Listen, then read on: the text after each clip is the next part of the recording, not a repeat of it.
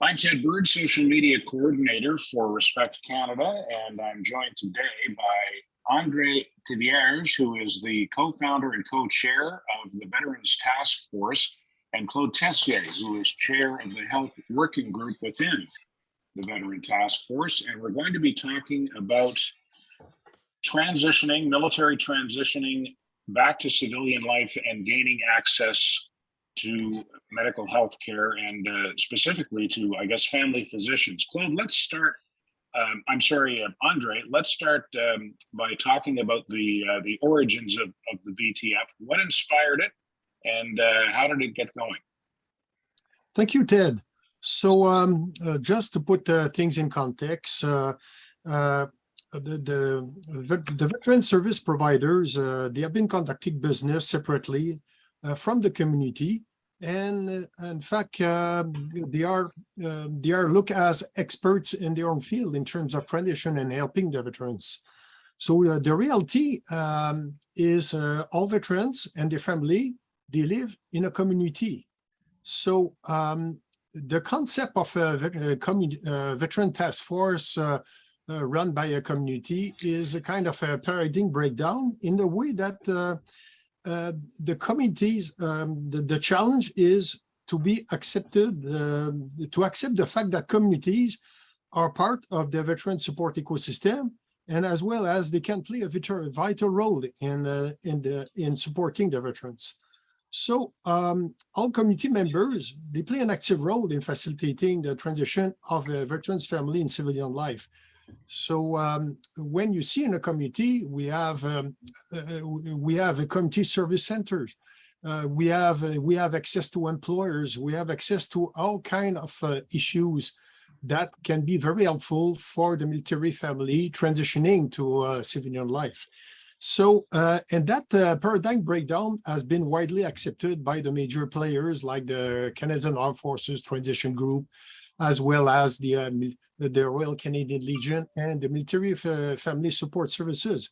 So far, we have integrated very well in that spectrum of providing service to veterans. So ourselves, we are not directly a service provider. So what we are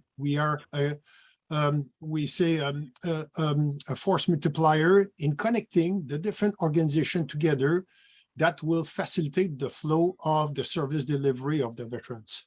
So when we started developing that concept, we asked ourselves the question, how a committee such as the city of Ottawa can have a major impact in helping the veterans transitioning to civilian life. So what we did, we identified three different pillars in which the committee can maximize its impact with the military community and the spectrum of transitioning to the civilian life. Those three pillars are access to affordable housing. Access to affordable housing is kind of an issue that we see in all large communities as homelessness has become a part. It's another pandemic that the cities have been experiencing. And so far, the veterans, there are some veterans who have experienced and are experiencing homelessness, and some in a chronic way. So that particular working group will help veterans, securing affordable housing in a way that by connecting with the different organizations. So we have a very strong working group with that. We are closely associated with the Royal Canadian Legion and the Veterans House. Then we have the second career pillars. The second career pillars consists of connecting the employers with the CAF transition unit in facilitating the connection between those who are ready to transition to civilian life, connecting them to employers that offers valuable employment that match with their competencies, but also their career aspiration. So what we did, the message we try to convey is the veteran in the spectrum of pursuing a second career is an asset to the organization because of the soft skills, because of the experience that he has developed, because of his recent training and very relevant training, because of their discipline and also their dedication towards giving 100% of themselves to the organization. Then finally, we have the access to healthcare. Access to healthcare, one of the issues that we have learned throughout the process is one of the greatest challenge of transitioning members and families as well, military families relocating to any community, is to find a GP or family doctor. And it has been a significant challenge, and sometimes it is a deterrent that give additional stress to the family, particularly if those require a continuum of healthcare services. So, Claude, this is where you come in, and your group has identified this issue of difficulty in accessing GPs or family doctors for veterans. How did you come about recognizing that problem, and what have you done to address it? So the difficulties to find a family physician is quite difficult for the veteran when they are transitioning from the military to civilian side with their not posting message, but their release message. They can't apply for any healthcare cards, so they are in a limbo for 1 month, 2 months, and some of them needs meds in the meantime, and to meet family physician and to be referred to specialists. So that was a major issue that we see for homeless people, and they give up on the system because they are between two chairs for a little time. But we recognized this issue right away, and Andre and I, we come up with an idea as to do some education towards the family physician about these problems, and in the aim to accept as a new patient veterans and family military families also, because they are part of the big military family. So we came up with an evening that there will be an education evening, beginning with and divided in 4 parts: the meet and greet. So all the family physicians from Ottawa were invited to that the evening, and we had 8 kiosks that we invited people from organization explaining what services they can provide to family physician. So we had kiosks from Veterans Affairs, Royal Canadian Legion, the OSI clinics, OSIS, etc., and only to explain them what is the dynamics of veterans when they are transitioning, and the specificities we'll talk about later about the veteran on how to accept them as a new patient. And the second part was the formal presentation of 1 hour presentation to the family physician about how to treat veteran. And there was a new guide coming up that was produced a month before the evening, and we discussed about about this guide. This guide was paid by Veterans Affairs. It was very good timing for our evening, and the family physician were extremely impressed of the evening. And from that evening, 7 medical physicians accepted to have veterans as new patient and military members. To even one will begin a new clinic only for veterans. So that was a big success. That was about. Did the reaction and the level of enthusiasm exceed your expectations? Absolutely on the medical side, but let's say we had some constraints and physical constraints, just like at the same week that we had that evening, we had a tornado around the region in Ottawa, and just like one colonel was supposed to come at the evening, and he had a big tree in front of his house, so he was not able to come. So a lot of stories, but despite this, we went forward and it exceeded my expectation.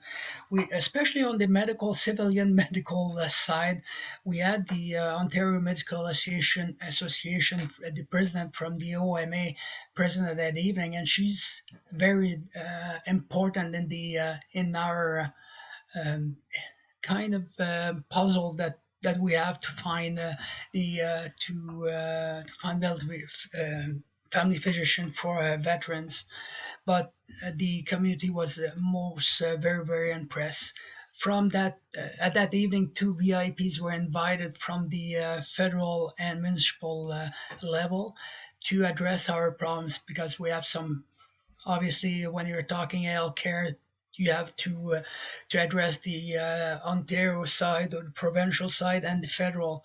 And to another thing that was against us, we had an election, a provincial election, almost 3 weeks after so we're not able to invite any provincial leaders to our evening. But despite this, we're very well heard and recognized as a very well trained group, and we pass our message, and as I said, a real success. Andre, in our discussion before we started here, you told me off microphone, I believe, that you served 30 years in the Canadian military yourself. What are some of the specific healthcare needs and challenges for veterans that might not apply to the general population? Well, certainly the thing is, okay, I will just put things a bit in perspective. As we speak today, we have 600,000 living veterans, and the average age is 58 years old. And we have 18% of those veterans that are VAC clients. So, and among those, there are 23% of those that have been diagnosed for mental health condition. So with the Afghan cohort, we have 42,600 members who have served in Afghanistan. So one thing to understand is in the military, one of the conditions is unlimited liability. So when they call us, what is different from the civil street is when they call us, they can put you in an area where your life can be threatened. And also there's unlimited liability. So we serve in the different conditions. We don't have the same comfort than civilians who travel, except for those like Médecins Sans Frontières. But the thing is, the point is, we have a substantial number of military over the last 20 years who have deployed not once, twice, but 4 times, 5 times, 6 times. And in each of those deployments, they have been exposed to direct traumatic situation. So a part of that, and also because of the physical demands and the mental demands, there are a couple of disorders that are more prevalent with the veterans when we compare it to the Canadian population. For example, we see prevalence in terms of chronic health condition, some with regards to mood disorder, anxiety disorder, and PTSD as well. But also we find the prevalence of other chronic health conditions, such as arthritis, the back problems, and particularly the chronic pain. So in fact, different studies indicated that someone who served in the Canadian Armed Forces is twice likely to suffer from chronic pain in comparison to the general Canadian population. So another prevalence of chronic disorder is hearing problem. And those hearing problem can start from the mid-20s and become more prevalent from the early 40s. And that's because we are exposed to, for those who work in tarmacs for the aircraft maintenance, this is the noise of the aircraft. And those who go to the range, and particularly those who work in the combat times with the artillery, when you have a repeated high level of noise. So although we were earmuffs, the thing is we are constantly exposed to a high level of noise. So in terms of comorbidity, the comorbidity of physical health problems or chronic pain is common with those with mental health condition as well. So the thing is, the greatest challenge when a transitioning member finds is to find a general practitioner or a family physician. The thing is, to put things in context, most of those releasing from the forces are perfectly healthy, and the vast majority are very healthy and they live a normal life and they don't have PTSD. So we have to be careful when we put a stigma to the veteran that, okay, a veteran means that he has PTSD. This is not true. This is a urban legend that through the to the training session with the family physician, we try to dispel. So this being said, the veteran as a patient is, it was found, is a very appreciative, highly motivated and adherent to treatment. So the family physician will find a patient that is very well disciplined, and he will make 100% in order to get better, and we will follow very closely the prescribed treatment from the physician. So, Claude, you've got your 7 doctors on board in the Ottawa area who've agreed to take on veterans as general practitioners. Where do you go from here? Are you looking at expanding the program? And there's also an education element to it as well. Am I correct? Absolutely, yes.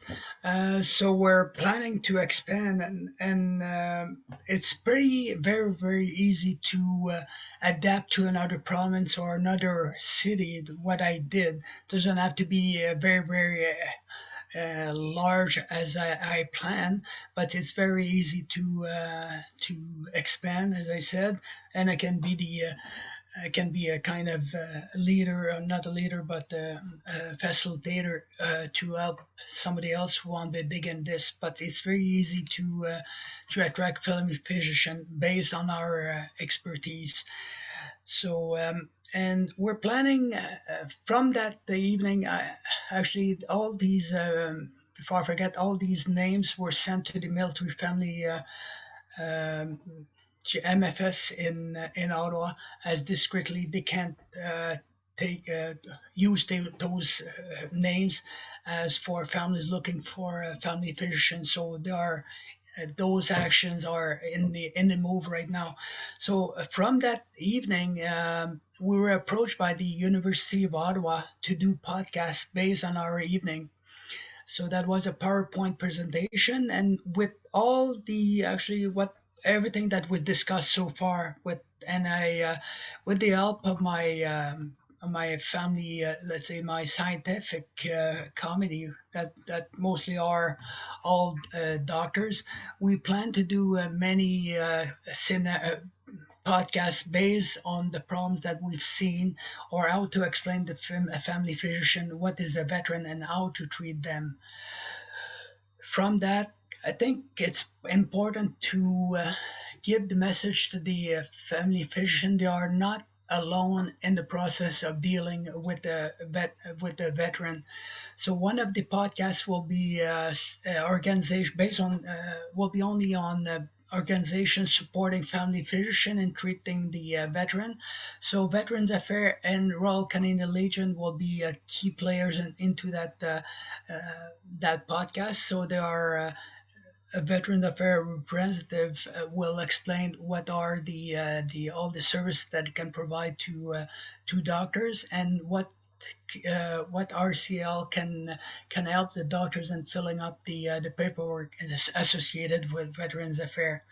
And there will be the second one, all the organization, because there's a lot of organization helping family physician. Just like there will be a podcast on chronic pain center for Canadian veterans. So that's a center only dedicated to veterans who have chronic pain, and I think there's 4 locations in Ontario and Quebec. The OSI clinic, everybody, all the major cities have OSI clinics. So one psychiatrist will come and explain what they can provide as support to the to physician, and a brief description of all the other organizations, just like Wounded Warriors, the CAF-TG transitioning group, the OSIS and military family services that I explained before, MFS. Another podcast, actually two podcasts because it's pretty long. It will deal with the transition of military to the civilian life. What are the challenges? First thing, the culture, military culture, and the literacy. As we explained with André, what are the common trend or the problems that physical and mental problems that they can see in a veteran. The military medical records, so how to adapt or how to read the records that the veteran has. The myths surrounding the veteran, as we discussed before, especially mental illness.